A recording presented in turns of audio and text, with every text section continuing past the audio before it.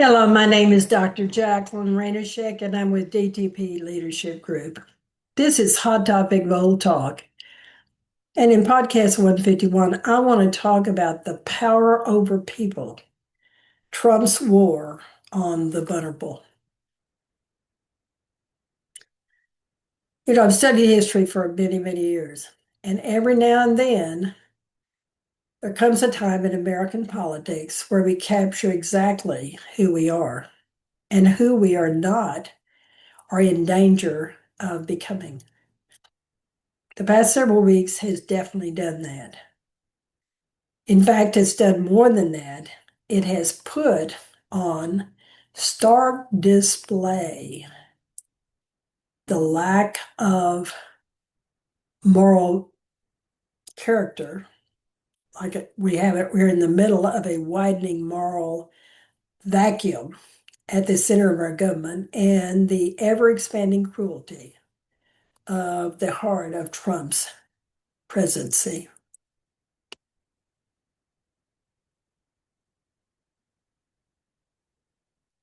This past few weeks, what we've seen is Congress has finally stood up to Trump and forced transparency in the release of the Epstein files. A three-judge federal panel blocked Texas' radically discriminatory 2025 gerrymandered, affirming the constitutional rights of blacks and voters, by that panel refusing to have that approved. A major article from the Atlantic demonstrates Trump's accelerating demeaning behavior toward female journalists.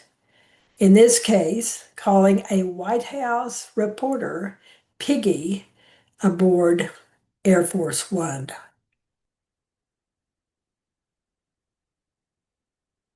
Then we have the food banks continue to suffer under the shutdown engineered by the Republicans, who for the first time in American history withdrew SNAP benefits as a political tactic, leaving children and families hungry.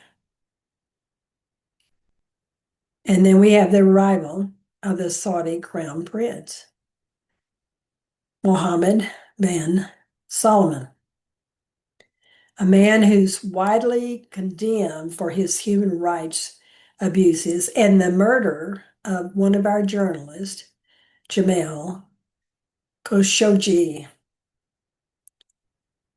And here he was greeted at the White House with a military flyover, growing praise, and a president who told the press not to embarrass our guest when he was asked the question about Kamal's death. These are the stories that I think truly relate to each other, and they have threads in them that I'm going to show you as I go through this discussion.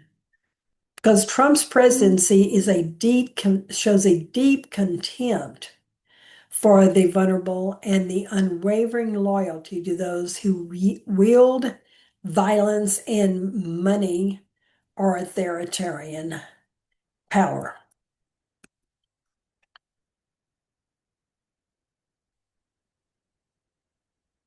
We see this this is who Trump really is.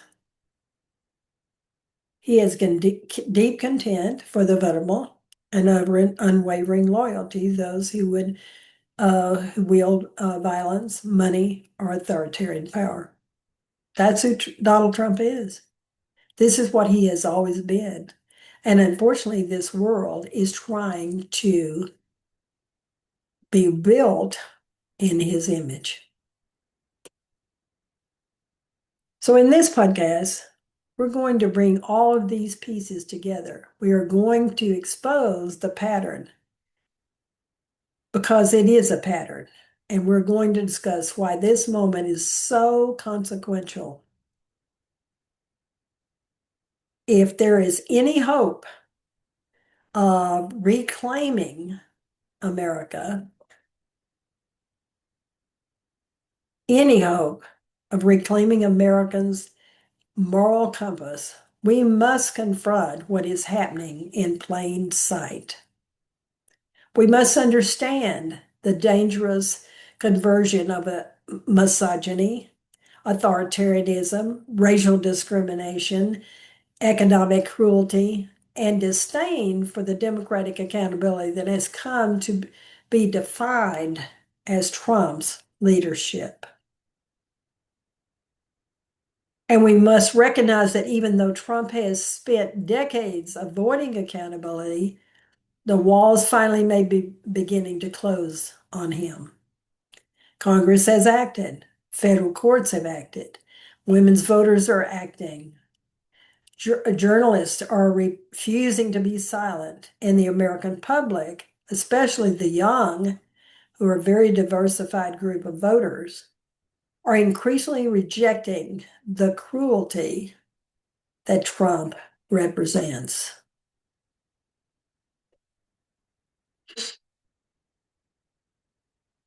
So let us look at even deeper at what is happening. And I want to start with the Epstein files. For years, the Epstein case has hovered like a dark cloud over America's wealthiest, most powerful men. It has been a symbol of what happens when power is allowed to operate in the shadows, unchecked, unmonitored, and unaccountable. And for years, Donald Trump has done everything he could to keep that cloud from raining on him. Congress has finally taken the action needed to show who he is.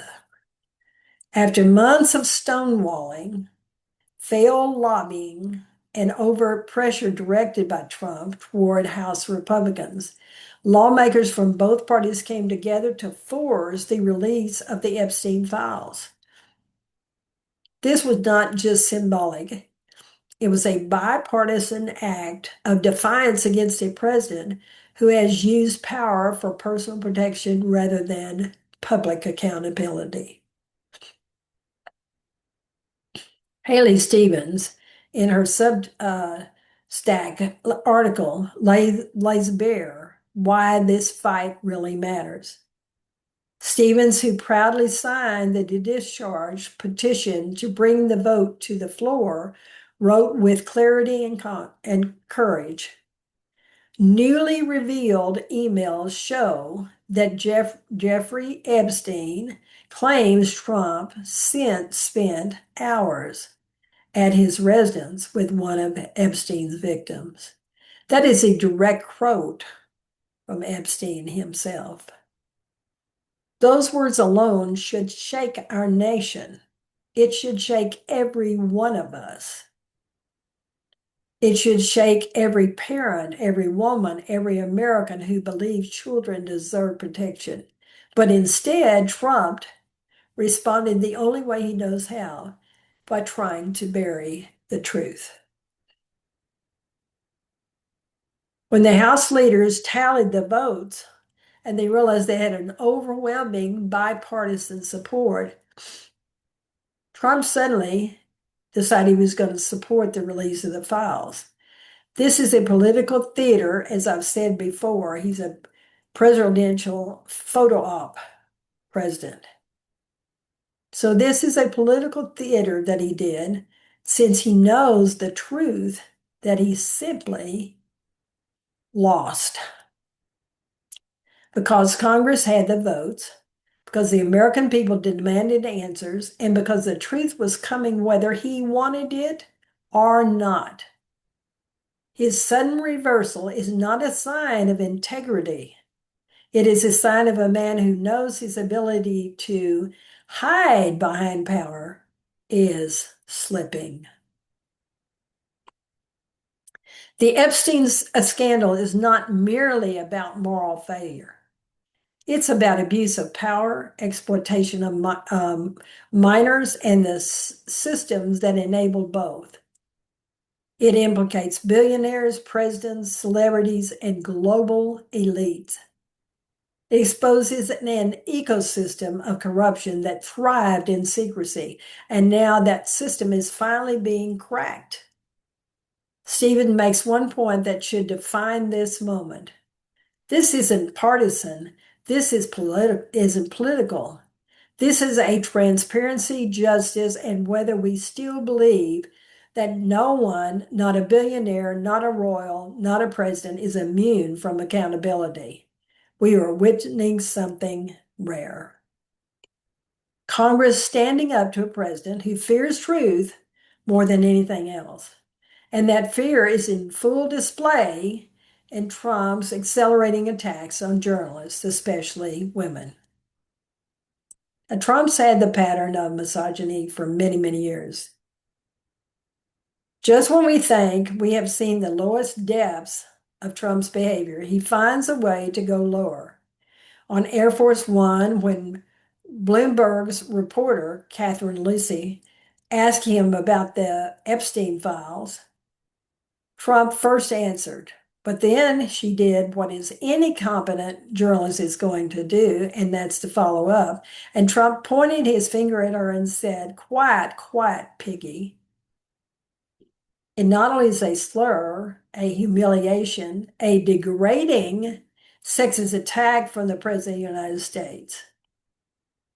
The Atlantic Daily gave a description of this incident, placing it in the context with Trump's long history of misogyny and outbursts. I remember Megyn Kelly said, blood coming out of her wherever. Or another one, he said, be nice, don't be threatening.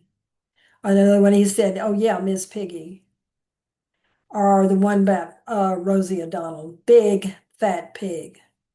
This is not random. This is not an accident. This is a worldview of a man who believes women should be silenced unless they are flattering him. The word piggy is not only an insult, it is a tool of power. They are meant to intimidate, silence, or dehumanize people, and particularly women. When a president speaks this way, he gives permission to millions of people to treat women as second-class citizens. He signals that women's journalists are not legitimate.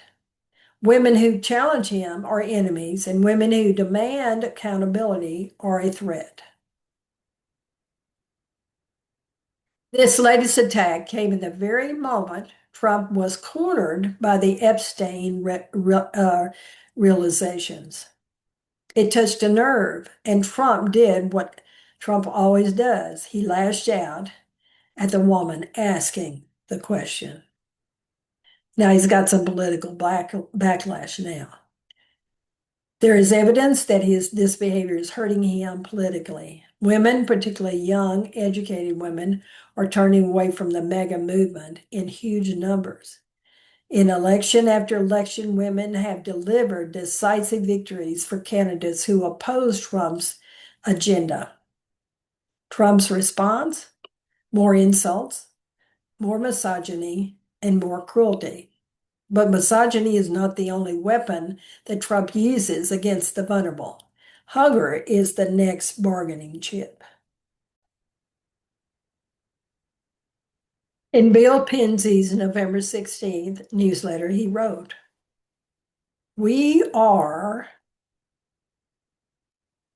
officially reaching the stage with Republicans when the hunger of children is just one more bargaining chip."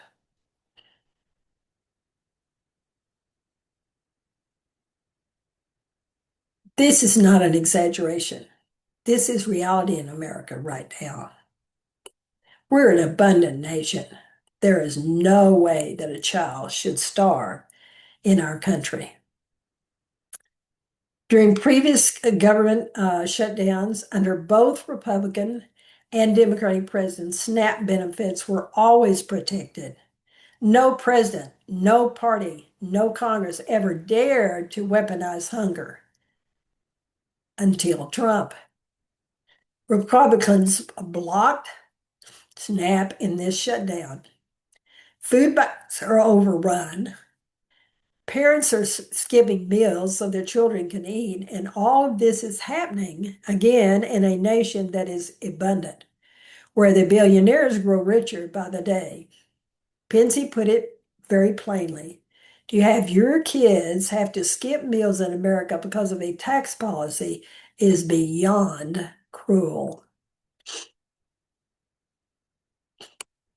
To pressure Democrats into accepting Trump's plan to cut health care for working families. Hunger was not collateral damage. Hunger was the plan. This is where we were going to really go. That the Republicans plan to go. The lack of empathy from Trump is staggering. Here's a man who spends more time praising dictators than supporting hungry children. He is a leader who hosts lavish 4-hour luncheons with a foreign royal while American parents line up at a food bank.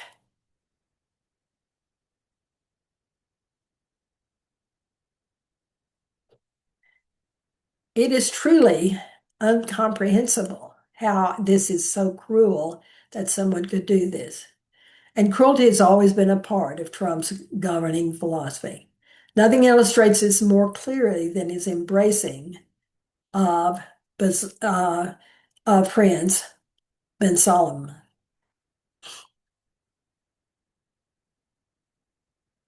The Epic Times gave a thorough account, very detailed, about the prince's visit.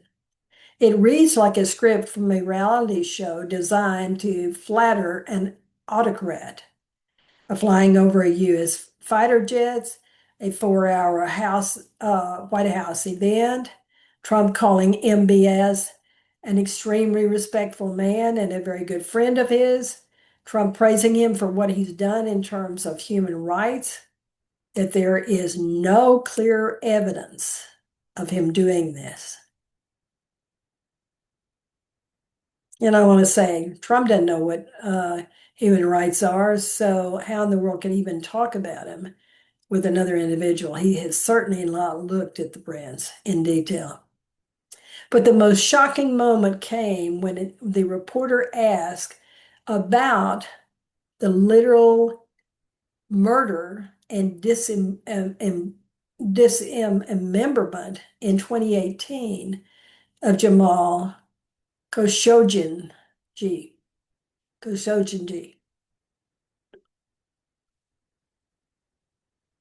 Now, the prince offered a standardized or maybe a sanitized is more example of what had happened. Trump offered something worse. Trump defended the murderer. He told the press a lot of people didn't like that gentleman. Things happened. He's talking about Camille, who was murdered and dismembered in 2018. Things happened. A journalist killed and cut into pieces, and Trump's response is things happened. At that moment, Trump revealed everything we need to know about his values. He admires leaders who silent dissent. He protects those who commit atrocities. He attacks those who seek truth. This is why he insulted the ABC reporter who asked the question.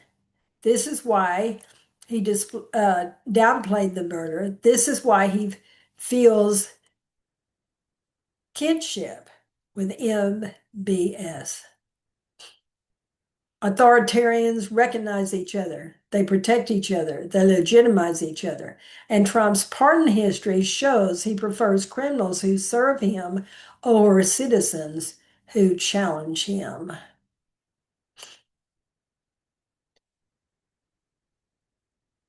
This moment with Epstein, with MBS, snap cuts, misogyny, and gerrymandering reveals a broader pattern.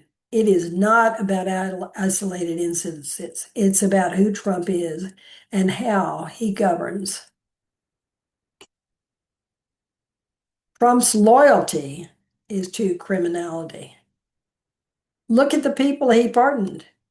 Political allies who were convicted of corruption, military personnel convicted of war crimes, political operatives who lied or obstructed justice, billionaires convicted of tax fraud. The pattern is clear. If you commit crimes, Trump, he will reward you. If you challenge Trump, he will attack you. This is the same mindset behind defending MBS for murder, praising dictators, attacking journalists, blocking SNAP, interfering with Epstein's investigations, supporting radically discriminatory election maps, and recently deciding he's not going to support the Ukraine, he's going to go with Russia. It all comes from the same place, a belief that power should be used to protect the powerful and punish the vulnerable. Thankfully, these events also show that Trump's grip on power is not absolute. The courts provide an important check. So, unfortunately, in the very same week that he's done so many obnoxious things, he called a female reporter piggy. And in defending the murder of a journalist, a three-judge federal panel delivered a major rebuke to Texas efforts to suppress minority vote. The court ruled the Texas 2025 congressional map was unconstitutional, racially discriminatory, designed to harm Black and Hispanic voters. The ruling forced Texas to revert to its 2021 map for the 2026 mid-elections. The decision was not subtle. It stated clearly that Texas had engaged in unconstitutional racial gerrymandering through a sham legislative process. The League of Women Voters, the ACLU, the Black Voters Matters, the Urban League, and others celebrated the ruling, calling it an incredible win, long overdue for fair representation. Stewart, who's head of is CEO of the League of Women Voters, said this map was engineered to diminish the power and political power of Blacks and Hispanics. And yet, the very day after this came out, of course, Texas had taken to the Supreme Court, but now Texas is also trying to maneuver behind the scenes to screw with the districts again. Proof that this battle is not over. Why does this matter? This ruling is not just about Texas. It is about the national fight for democracy. It shows that courts are willing to push back against discrimination if we stand with them. Civil rights organizations remain powerful. The Constitution still holds weight even when leaders try to bend it. It also fits the broader theme of this podcast. People and institutions are finally beginning to push back against corruption and cruelty. The country is waking up and pushing back. When you look at all these stories together, a pattern emerges, not of despair, but of resistance. Congress is pushing back. Leaders forced Trump to accept the release of the Epstein files. Now, there's still a question as how much he's going to try to control some of the things through the Justice Department, so we'll see all of the files. Courts are pushing back. The Texas gerrymandering ruling is a major civil rights victory. That is significant. We still have to deal with the Supreme Court, and what are they going to do with Section 2 of the Civil Rights Act? Women are pushing back. Women voters are defining elections. Women journalists are refusing silence, are to be silenced, and women like Haley Stevens are demanding truth. That is transformative. The media is pushing back. The article in the Atlantic Daily exposes Trump's cruelty as a threat to democratic norms. Civil rights groups are pushing back. Their combined legal pressure helped deliver the Texas ruling. Citizens are waking up. People across the political spectrum demanded transparency on Epstein, something Trump could not stop. Despite the darkness of this moment, these signs of resistance matter. They prove one thing: America has not given up on our democracy, even though Trump has.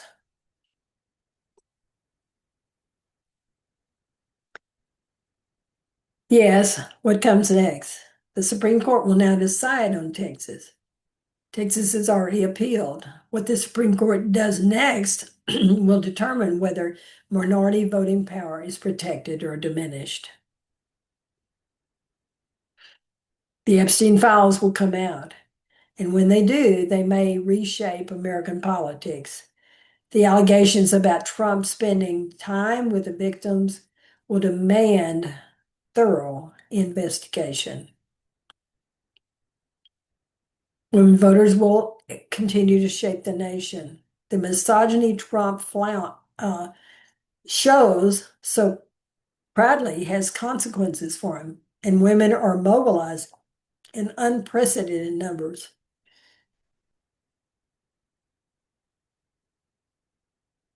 Red, White, and Blue is one of the largest women's organizations, and they're in 52 states. They are mobilizing extensively. Harm poverty will become political flashpoints. Republicans may pay a steep price for weaponizing hunger. Autocratic alliances will deepen.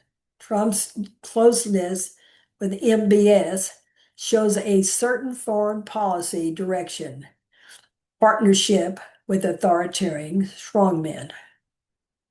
And now back with Putin around the Ukraine and the war between Russia and the Ukraine.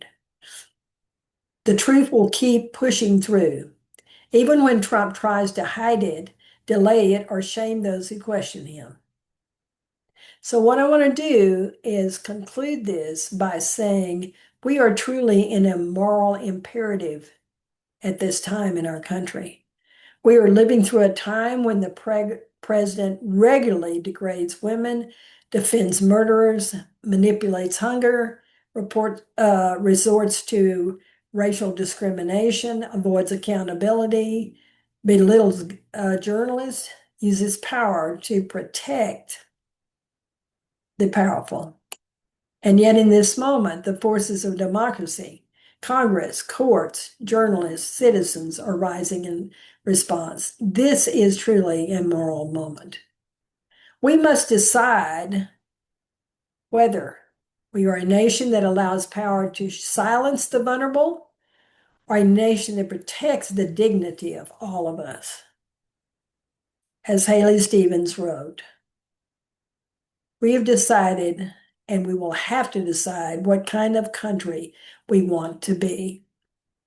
So here are my questions for you. Do you want to live in a country where hunger is a bargaining chip? Where journalists are called pigs for seeking truth? Where minority votes are diluted for partisan gain? Where presidents bow to dictators and hide the crimes of wealthy abusers? Or do we want to be a nation of accountability, where truth matters, where decency matters, where voting rights matter, where women matter, where children matter? I think we are seeing in these weeks, we have been shown what the stakes are. It has shown us we are up against, but it's also shown us the good people that are going to fight back. Democracy is not dead. but is in a fight for its life, and we must be willing to join that fight. Because if you and I don't, the cruelty of today will become the norm of tomorrow. And that is something I do not want to see in America. And that is something that America cannot survive. So we need to address the cruelty, the corruption, and all the things that Trump is doing to avoid accountability and to avoid hearing the truth. Thank you for listening to me.